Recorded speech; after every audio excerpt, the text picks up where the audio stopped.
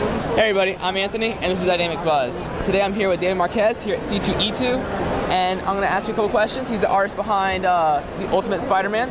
Because you designed the costume for Miles Morales, right? I did not. That was the artist before me. Sarah Pichelli and Joe Quesada together jointly designed the costume. And so she was on the book for issues like 1 through 7 or so.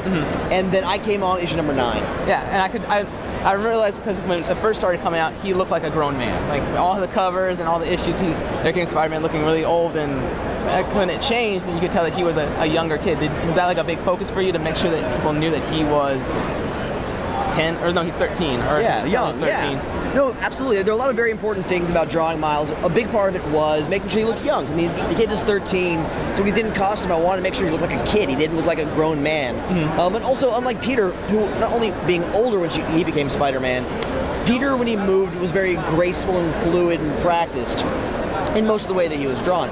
Miles, he's brand new to this and never really a huge, very physical kid, so I wanted to make sure when he was swinging around, he looked different than Peter swinging around. And so a little bit, a little more wild, a little more out of control, almost as if he was always falling and about to land on his ass, but then just barely landed safely. So a lot of thought went into all that, yeah. That's cool. And I know you probably can't tell us anything about the Venom Wars that we can look forward to.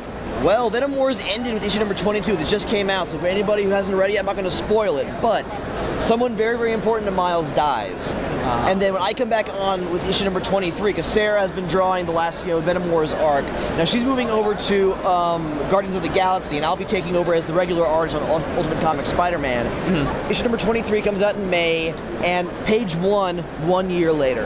Really? And so a lot has happened between the end of issue 22 and the beginning of issue 23, and so kind of readers have to kind of catch up as we lay out everything that's changed for Miles. He's older, he's more mature, he's also in a much darker place than he has been in the past. So it's a whole new chapter for Miles in the book. I was just hopefully you'll explain it. It won't be like a Young Justice thing where they jump, time skip, and you have no idea what happened in that. Brian is writing it very intelligently, where they're not beating you over the head with exposition explaining what happened, but it becomes pretty apparent what's changed over that year. All right, well, I'm really excited for it. Excellent. All right, so you're working on a new project called the Joyners 3D, right?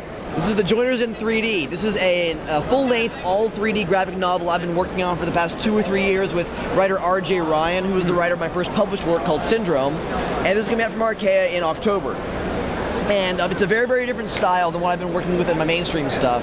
So if you can kind of see here a little bit, it's much more cartoony and graphic than what I've done in the past. And this is all about exploring other aspects of comic art that I appreciate beyond the kind of very realistic style I normally work in. But in addition to doing a very different cartoony art style, I'm also doing all the 3D myself, which has been a very interesting creative and technical challenge, but I've really enjoyed it and I'm very happy with the results. And this is the first time you've done anything with 3D, or? Absolutely, yeah. I've read 3D comics in the past, but with this project we wanted to do something that was just very different and unlike anything else out there in the market. And a big part of that was 3D comics is not something that's been done, we think, when tackling a serious subject matter or a in-depth character-based narrative. And that's what we're trying to do with this book. Okay. When can we expect to see this on shelves? And we're hoping to launch at New York Comic Con, so about mid-October this year. Mid-October this year? Okay, awesome. Thank you. Well, that's it, and that's the buzz.